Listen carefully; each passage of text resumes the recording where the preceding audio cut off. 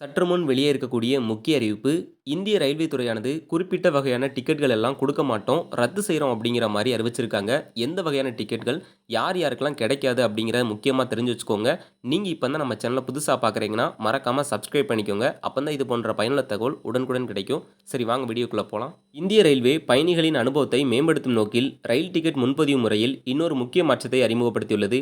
Vande Bharat sleeper போன்ற புதிய வகை ரயில்களை தொடர்ந்து அறிமுகப்படுத்தி வரும் நிலையில், அம்ரித் பாரத் ரயில்கள் அந்த வரிசையில் மற்றொரு முக்கிய அம்சமாக உள்ளது. பீகார், உத்தரப்பிரதேசம், தமிழ்நாடு, மகாராஷ்டிரா, கர்நாடகா உள்ளிட்ட மாநிலங்களை அஸ்ஸாம் மற்றும் மேற்கு வங்காளத்துடன் இணைக்கும் இந்த ரயில்கள் சமீபத்தில் பிரதமர் நரேந்திர மோடியால் தொடங்கி வைக்கப்பட்டது. இந்த படுக்கை வசதி கொண்ட பெட்டிகளில் குறைந்தபட்சம் 200 கிலோமீட்டர் பயணத்திற்கு ரூ. 149 கட்டணம் வசூலிக்கப்பட்டது.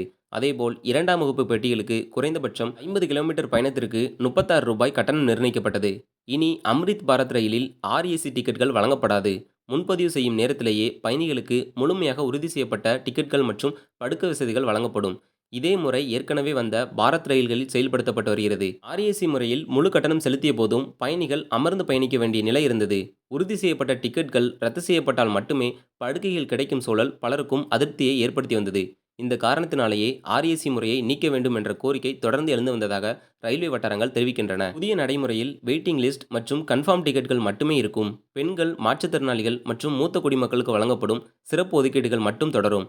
இதர சிறப்பு ஒதுக்கீடுகள் வழங்கப்படாது என தெரிவிக்கப்பட்டுள்ளது. மேலும் டிக்கெட் ரத்து செய்தால் கிடைக்கும் பணம் வழக்கமாக 5 முதல் 7 நாட்களுக்குள் வங்கிக் கணக்கில் வரவு வைக்கப்படும் நிலையில், அம்ரித் பாரத் ரயில்களில் 24 மணி நேரத்திற்குள் திருப்பி வழங்கும் வகையில் நடவடிக்கைகள் எடுக்கப்பட்டுள்ளதாக கூறப்படுகிறது. ஏற்கனவே இருந்த ஆர்ஏசி முறையை ரத்து செஞ்சுட்டு புதிதாக பார்த்தீங்கன்னா கன்ஃபார்ம் லிஸ்ட்டும் மற்றும் வெயிட்டிங் லிஸ்ட்டில் இருக்கக்கூடியவங்களுக்கு மட்டும்தான் டிக்கெட் பார்த்தீங்கன்னா கொடுக்குறாங்க.